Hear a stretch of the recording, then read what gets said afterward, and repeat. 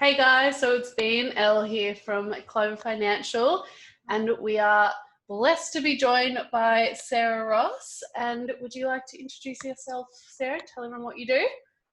Yes, hi everyone. My name's Sarah.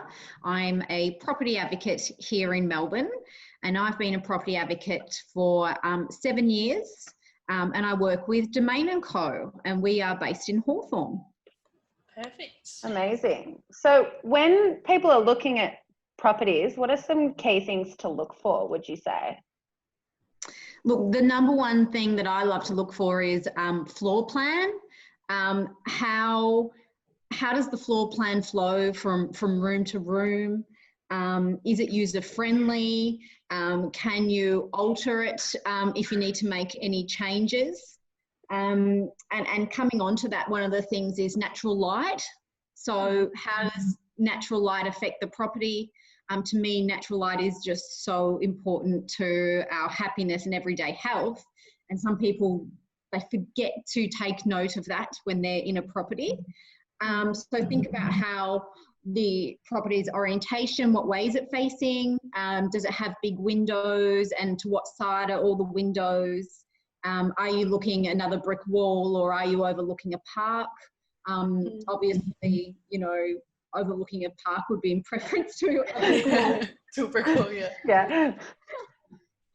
And location is just so important. So, you know, I avoid main roads at all costs. So, you know, ideally we look for properties that are in quiet side streets, properties that have great walking distance to amenities like shops and schools, and public transport is another one that's really important in terms of location. Yeah, that's awesome. No, that's so good. Good tips there. So what are the most common mistakes that you see first-home buyers make? The most common and probably the most costly at the same time is when people buy off the plan properties. They can seem like a really good idea at the time. There's quite a lot of cheap properties around that are off the plan at the moment. And I guess when there were more stamp duty savings towards off the plan, they were very attractive in a way to first-time home buyers. Yeah. I definitely recommend avoiding off the plan at all costs, and I'll go into it a little bit further. Secondly, I think one of the biggest mistakes is buyers getting too emotional. So, you know, they go in, they go, wow, it's styled so beautifully, and look at the pretty bed and look at the pretty vase and all those things, that they actually forget to look at the most important attributes of the property, which I discussed, like light and windows and location. And when we get emotional, we can pay too much as well, because we are emotionally invested, that rhyme and reason goes out the window, and we're not using common sense effectively. Yep. Yeah. Absolutely. Yeah. Another one is it's really important to clearly think through your long-term strategy with the property you want to buy. So don't just buy what suits you today. Have a really good think about what's going to still suit you in 5 years' time, 10 years' time, and then make sure that that property you're buying today fits within that plan. Buying and selling property is a really, really expensive activity, and it's such a costly exercise that, you know, it can cost you $100,000 to $200,000 every time you change over, just because you've got stamp duty costs and then sales costs at the other end when you're selling. So it's definitely really important to get it right first time. No, that's awesome. So what are the benefits of a buyer's advocate? Definitely, the first one I always say is that we'll save you time and money. So with regards to saving you time, you know, all those hours spent traipsing the internet, all those Saturdays that you could be hanging with your friends or your family, and instead you're driving around probably having arguments with your partner about which property was better than the other. That's the number one thing. And then obviously saving you money. You know, you get somebody who is a professional and experienced in terms of negotiation. They're also leaving emotion at the door. So all the negotiation is based on evidence and common sense. And a buyer's advocate is going to sit down and make sure, as I discussed before, one of the common mistakes is that this property that you're going to buy fits within your strategy and that it's the right property for you. So you're actually buying with confidence, buying, you know, the property that is the right property for you, having someone to ask you all those questions and be a sounding board for you. That will make sure at the end of the day you feel really happy and excited with your purchase. Yeah, no, that's really good. Definitely first home buyers can tend to get a bit emotional because it's such a big first step for them. So they just put a lot of that into it. So yeah, buyers advocates will take that out. I think it's a really good thing for sure. Yeah. And do you want to tell us about your new little business idea? We heard Phoebe Blamey having a little chat with you about it. Do you want to tell us a bit about it? Yeah, so I did some thinking over the lockdown and really was thinking about how I can go out there and help clients who maybe can't afford an advocate on a full fee, but really do need a sounding board to make sure that they're not making a big mistake.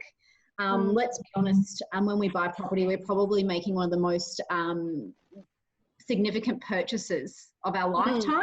You know, most of my clients sort of start around $600,000 for a property, and that is a lot of money, and that's just entry level. And it is just so important that we get that decision right. So I've come up with something new that I'm going to offer my clients and trusted professionals, and that is a up to 1 to 2 hour consultation at the property of the client's choice, where I will rebound all their thoughts and ideas about that particular property. So we will sit down and discuss at the property the long-term suitability of that property for the client. We will talk about the positive and negative attributes of that property. So floor plan, natural light, location, how easy is the property going to be to renovate if you want to, increase it to a 3 or 4 bedroom property, or all those types of things. And we'll just go over the strengths and weaknesses one by one. So essentially, for 2 hours at a cost of $550, you're getting an expert opinion to make sure that you're on the right track and you're buying the right property. So it gives you that little bit of confidence and peace of mind that, I am thinking the right way. And now I feel really good about going to the next phase, which would be negotiation or auction. That's awesome. That's such a good idea. That's really cool. I'm excited to see that happen. Yeah, me too. Yeah, exactly. And especially first time home buyers, they're already, tight on their savings. And it is a really emotional purchase. It's a really strategic, but, hard purchase for them. And I just want to make sure that they're getting it right. And getting it right can be the difference, as I said, between thousands and thousands of dollars.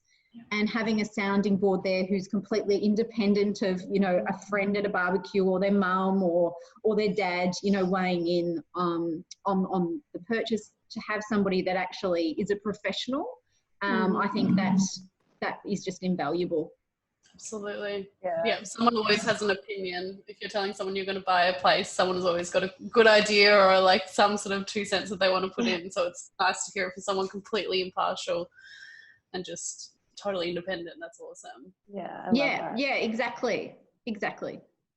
So what are your top 5 tips for first home buyers? Okay, so number 1 is definitely before you start looking, you need to seek pre-approval from your finance broker. So that is so important that you start the process off there first. You want to make sure you've got all your ducks lined up in a row and be really confident about the amount that you're able to spend before you start getting excited over properties. Secondly, and I mentioned this before, is as much as you can, please try and avoid buying off the plan or in larger developments. They tend to give you a lower capital growth rate, And the reason being is because there is just an oversupply of them. And there's an oversupply of apartments that are very, very similar. So when you get an oversupply of things that are all look the same, there's just too many. It's going to bring the price down eventually. So I like to look for properties that are really unique, that have a point of difference, have some character and some heritage to them, and also being in small blocks and developments as well is really important. So in talking about small blocks and developments, if you're buying an apartment, definitely look for a property that has a car park on title and that has some form of outdoor space. So whether the outdoor space be a courtyard or a balcony, either is fine, but definitely make sure it has those things. Number 4 would be seek professional advice. You know, you are spending huge amounts of money. This is not just, you know, 1 week of your salary. This is, you know, a lifetime worth of repayments. It's really important that you get it right and that it is looked at as an investment, because your hard-earned savings should be invested really wisely. And so it can be the difference between your property doubling in the next 10 years or the values even going down a little bit. So getting professional advice around that and to make sure it's the right property is absolutely mandatory. If you can't afford to, or you feel very confident that you can do it and go it alone, my next tip would be just to make sure you leave the emotion outside. So keep your cool, take your time, really think logically, have evidence and backup to support why you think a property should be worth X or X. And if you're going to auction, definitely make sure that you have a strategy for the day and that you have a clear price that you're not going to go above. So set yourself a firm limit, make sure you don't go above it, and remain completely cool. There will be other properties. It just may take some time to find. Awesome.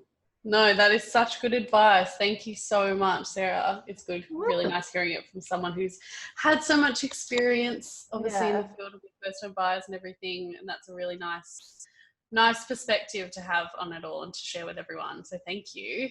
Yeah, absolutely. And if anyone wants, you know, any independent advice, you know, pick up the phone and give me a call. I'm more than happy to have a quick chat, and we could just discover that it is worthwhile, you know, coming on board as a client, because there's just so much involved in the process, and it's so important to have somebody that's independent and professional by your side.